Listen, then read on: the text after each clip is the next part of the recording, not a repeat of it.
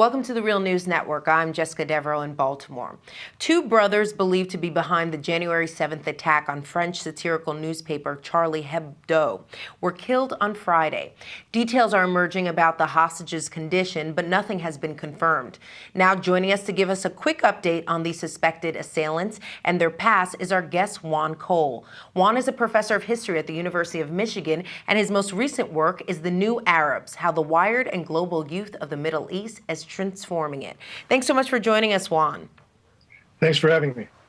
So, Juan, I want to get a sense of who these assailants were. Can you just talk about these suspects and their background? Well, they're from a family of Algerian workers that immigrated to France. Their parents died when they were young, and so they're orphans. And it's well established that most orphans are wonderful people, but if they're not placed in a family, if they don't have a regular upbringing, then it does do damage, and they don't have normal models for behavior. So they're disproportionately open to being preyed on and recruited for criminal activities if, under certain circumstances, because they didn't have a regular family life. Not only were they orphans, but they were of Algerian descent in France, so they were living in a slum. They dropped out of high school. They, played around with pizza delivery. There are allegations that they were involved in small-time drug smuggling. So they became criminals. One of them had aspirations to become a rapper. They were in a kind of urban underworld there in the outskirts of Paris. Then in 2002 or so, they joined a mosque in Paris and seemed to straighten up. They gave up smoking, drinking. They became more sober. But then they were recruited by someone with Al-Qaeda links, and they began being involved in transporting French young men of Muslim descent to Syria with the intention of having them slip over the border and fight against U.S. troops in Iraq. And Sharif Kawashi was actually arrested, tried, and convicted on charges of being involved in this activity, and served 18 months in prison for it.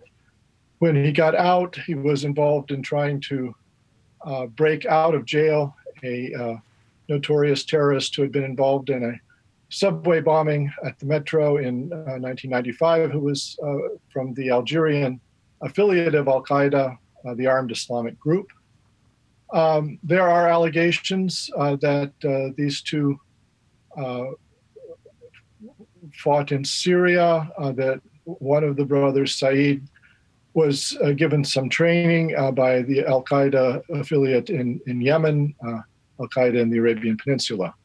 So they seem to be not lone wolves. They seem to be fairly closely hooked into a set of Al-Qaeda networks and Al-Qaeda affiliates, to have a history of actually combat on behalf of those groups abroad, and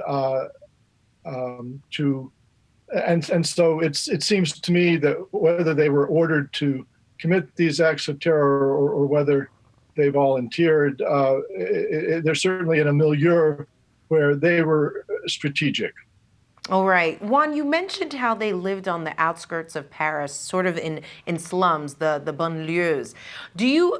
At this point, do you look at the root causes of this level of fanaticism really stretching back to poverty? What do you see as really the root cause for this level of fanaticism? Well, it's natural to consider that, but the social science doesn't really suggest that poverty feeds into terrorism. Most people who become violent and who, violence is one thing. Attacking innocents, non-combatants, is the definition of terrorism. People who go in for that typically are slightly better educated, more middle class than others in their milieu. These two happen to be, I think, very working class and not well educated, but I don't think that their actions really have very much to do with poverty. They have to do with injured sense of pride. They became a kind of Muslim nationalist. And so Sharif Kawashi reported when he was arrested in 2008 that what radicalized him, what made him want to take direct action was the images coming out of the U.S. invasion and occupation of Iraq. And sometimes, there were atrocities against non-combatants in Iraq, and then the pictures of torture coming out of Abu Ghraib. So at least as he represented himself, Sharif Kawashi became enraged by these images. And I think, people project their own egos onto these geopolitical issues, and he felt violated just as the Iraqis were being violated. So then he started recruiting people, and he was going to go fight in Iraq himself if he hadn't been arrested by the French police. All right, let's hit the pause button here. And in the second part, let's further discuss the U.S. role in sort of allying itself with religious fanaticism and helping spawn some of what we are seeing here in France. Juan Cole, thank you so much for joining us. Thanks to you. And thank you for joining us on the Real News Network.